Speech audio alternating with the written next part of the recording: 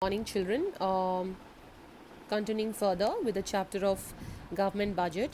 Now, in this particular topic, you're going to study budget deficit and the different types to measure your deficit. Okay.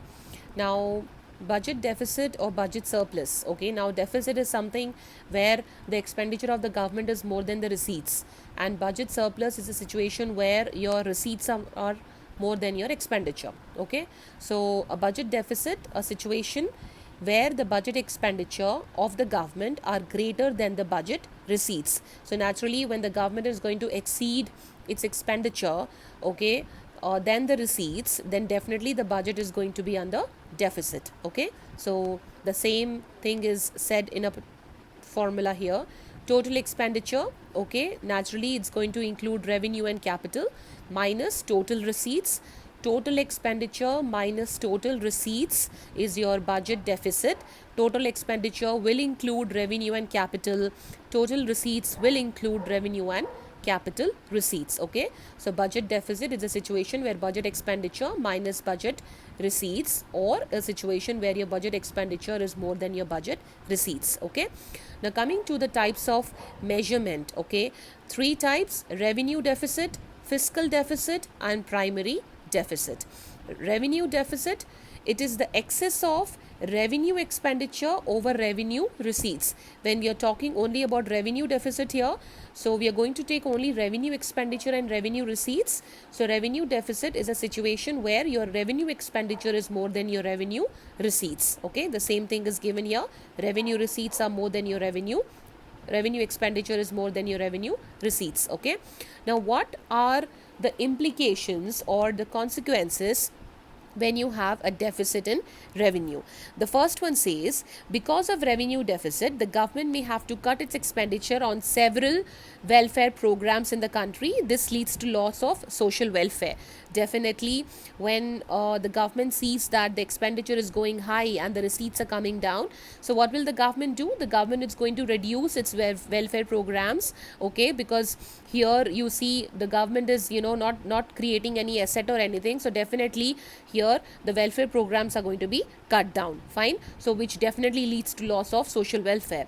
Then the government may have to raise funds through borrowings. Now this raises liability of the government and lowers its credit worthiness. Okay, so a situation comes where your expenditure is more than your receipts, so definitely the government will try to cope up with that by borrowing from people or from RBI or from the rest of the world.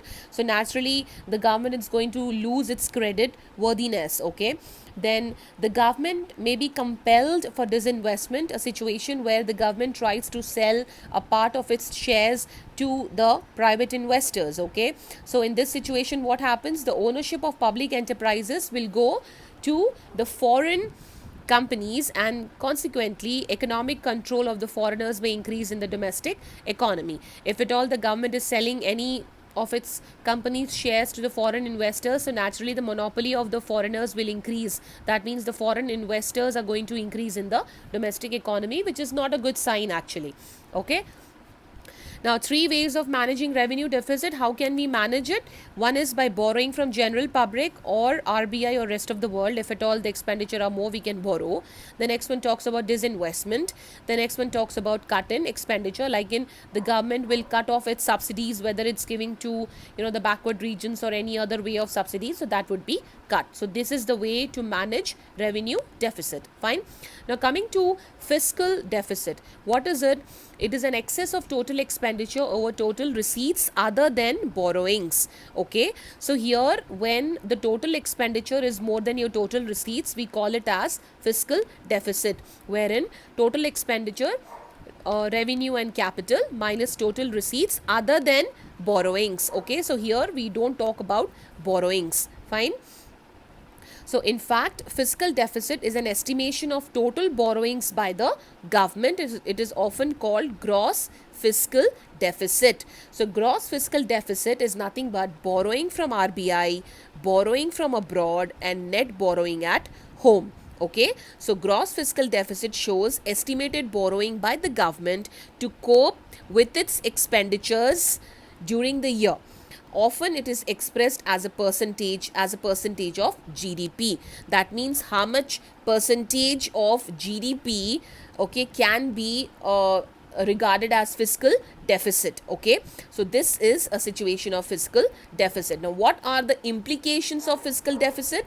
Okay, now fiscal deficit is an estimate of borrowings by the government. So if at all greater fiscal deficit, naturally that means the borrowings are more by the government. Now which will lead to, the first one talks about inflationary spiral. Now what is inflationary spiral? When the government is going to borrow more, if at all the government is going to borrow more, there is going to be more money in the economy. And we have studied in the chapter in banking, if at all there is more money in the economy, the people will spend more and it will lead to inflation. Okay, so borrowing from the RBI is often linked to inflationary spiral in the economy. This is how it happens. Borrowing from RBI increases money supply in the economy. Increase in money supply leads to increase in the general price level. A persistent increase in the general price level leads to inflationary spiral. So if at all the government is borrowing more, there is going to be more money in the economy, and if at all there is more money in the economy, the general price level is going to increase. The people will start spending more, which will lead to inflation, which is not good. Okay, then coming to national debt. Fiscal deficit leads to national debt. It hinders GDP growth because a significant percentage of national income is used up to pay the past debts. Okay, so definitely fiscal deficit is not good because a part of the national income will just go off in paying the debts. Okay, which is not definitely again a good sign. Then coming to vicious circle of high fiscal deficit and low GDP growth. Now the same point of children, which means that if at all there is more fiscal deficit, that which implies that there is more borrowing by the government, so definitely it will lead to low GDP growth. So if at all the government is borrowing more from the RBI or from any part of the world, then definitely there would be low GDP growth. Okay, so GDP growth remains low because of high fiscal deficit, and fiscal deficit remains high because of low GDP growth, vice versa. Okay, then crowding out. Now please understand these two terms, crowding out and erosion of government credibility, very properly.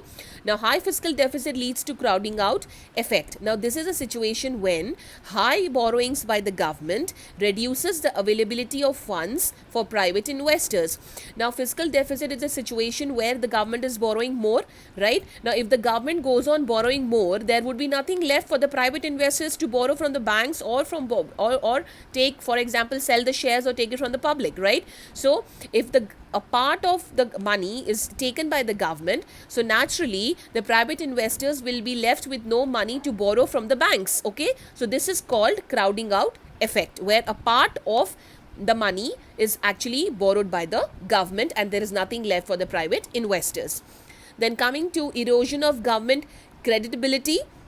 High fiscal deficit erodes credibility of the government in the domestic as well as international money market. Now if at all the government is going on borrowing and borrowing, so what will happen if at all it's borrowing from RBI or from other part of the world? So naturally the credibility of the government is going to go down. There is something called a credit rating, or it's going to go down. Okay, so owing to lower credit rating, global investors start withdrawing their investment from the domestic economy, so consequently GDP growth is going to reduce. Okay, so fiscal deficit is not a good sign. Okay, so it's very clearly mentioned here, fiscal deficit must not be allowed to rise beyond manageable limits. A government is not supposed to borrow money when it's not in a position to return it back. Okay, about 3% of GDP is considered to be manageable. So whatever is the GDP of the country, 3% of it fiscal deficit is okay, but more than that is very, very difficult to manage. Okay, so if at all this happens, then the GDP growth is going to be low, the unemployment rate is going to go very high, and slowly the economy will slip into stagnation and the revival is going to be very, very difficult. Okay, so these are the implications of your fiscal deficit.